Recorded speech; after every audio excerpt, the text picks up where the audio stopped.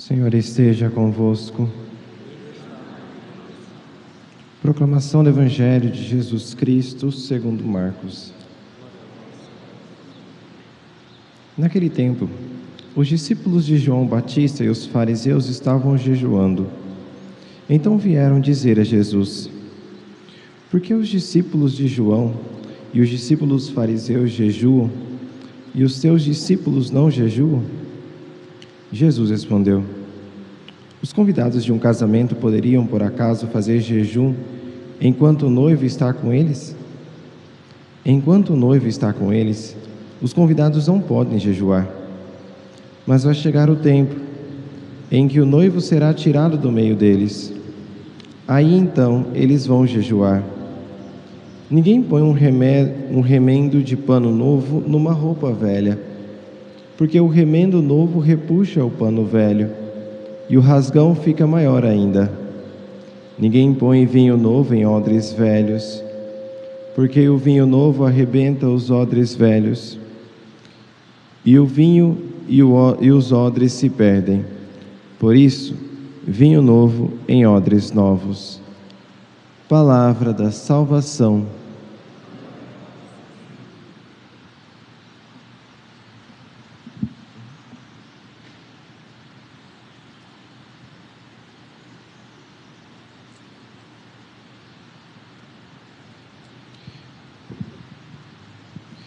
Meus queridos irmãos, com grande alegria que nós hoje celebramos a memória de Santo Antão, primeiro dos monges a sair para o deserto, a buscar, logo depois do período das perseguições, buscar uma vida de entrega total a Deus. E eu gostaria aqui apenas de fazer um paralelo entre Santo Antão e a primeira leitura de hoje, para nós entendermos um pouco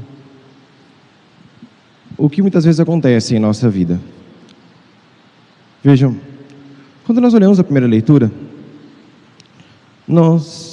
aqui o contexto da primeira leitura, é um contexto onde Saul tinha voltado da guerra contra os amalecitas, e o Senhor pediu que Saul ele destruísse tudo, porque tudo ali pertencia a outro Deus.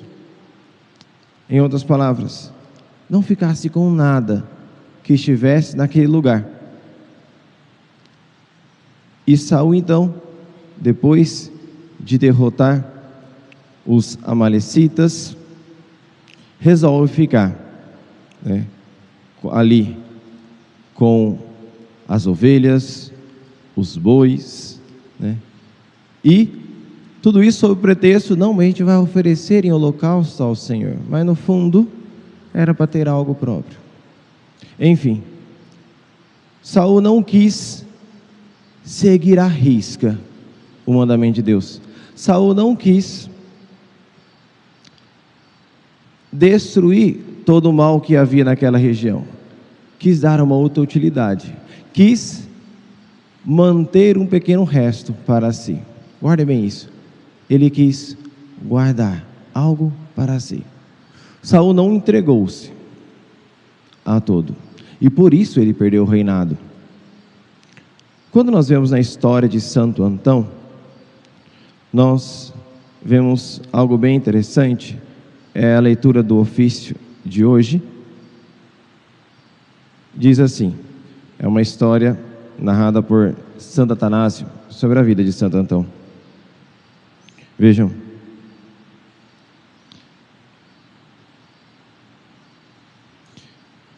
mal haviam passado 6 meses desde o falecimento dos seus pais Santo Antão, que indo a uma igreja, como de costume, refletia consigo mesmo sobre o motivo que levara os apóstolos a abandonarem tudo para seguir o Salvador.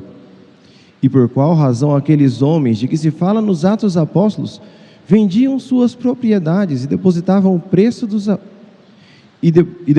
preço aos pés dos apóstolos para ser distribuído entre os pobres. Ia também pensando na grande e maravilhosa esperança que lhes estava reservada nos céus.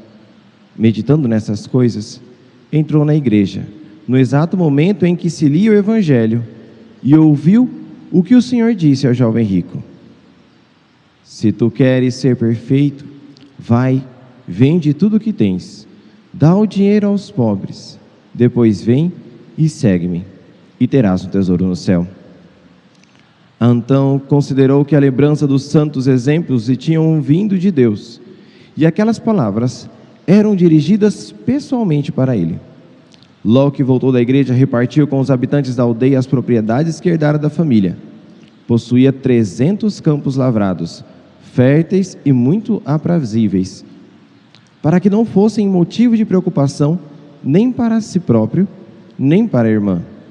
Vendeu também todos os móveis e distribuiu com os pobres a grande quantia que obtivera, reservando apenas uma pequena parte por causa da irmã.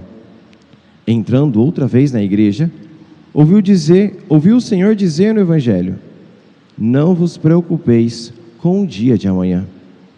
Não podendo mais resistir, até aquele pouco que restara, deu aos pobres. Confiou a irmã a uma comunidade de virgens consagradas, que conhecia e considerava fiéis, para que fosse educada no mosteiro. Quanto a ele, a partir de então, entregou-se a uma vida de ascese e rigorosa mortificação nas imediações de sua casa. Vejam, qual é a grande diferença que nós notamos na primeira leitura de hoje e na vida de Santo Antão? Um quis adaptar as ordens de Deus, as palavras de Deus, ao seu bel prazer.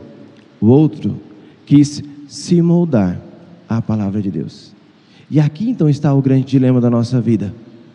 Porque nós, muitas vezes, somos tentados a adaptar a palavra de Deus com o nosso querer, e não nos adaptarmos, nos moldarmos à vontade de Deus. Por isso, o primeiro passo para nós então começarmos a trilhar este caminho de obediência à palavra de Deus é o do reconhecimento do próprio orgulho, das próprias misérias.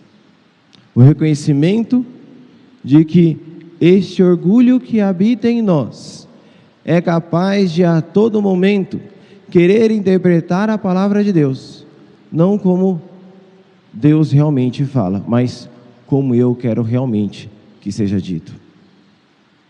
Somente tendo essa consciência, nós podemos ir à oração com uma verdadeira humildade e suplicar ao Senhor que Ele mude e molde o nosso coração. Porque, como diz muito bem no Evangelho de hoje, vinhos novos em odres novos.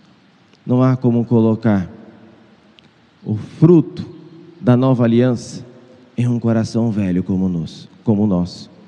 Peçamos a Deus então que mude o nosso coração, porque somente assim poderemos receber o vinho novo que é Cristo, sem estragá-lo com as nossas misérias.